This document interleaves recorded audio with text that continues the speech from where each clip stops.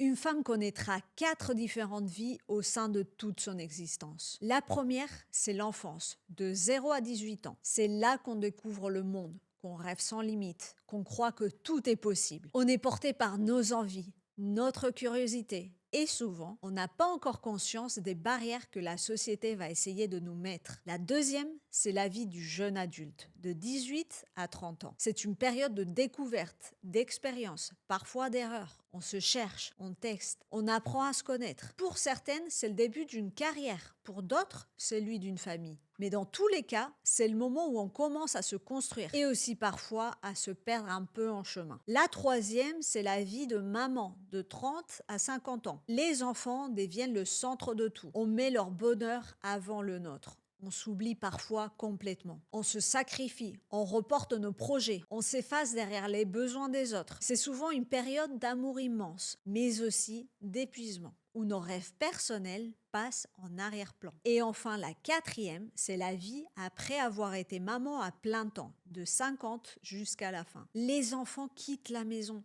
Et là, beaucoup de femmes se retrouvent face à un grand vide. Elles réalisent qu'elles ont donné toute leur énergie, toute leur attention pendant des années. Alors que c'est justement le moment où elles ont le plus de temps, d'expérience, de maturité pour enfin penser à elles. Le problème, c'est que trop souvent, cette dernière phase est vécue comme un déclin, alors qu'elle pourrait être l'âge d'or. Parce que c'est là que pour la première fois depuis longtemps, tu peux mettre toute ton énergie dans ta vie. Et ça, très peu de femmes le réalisent.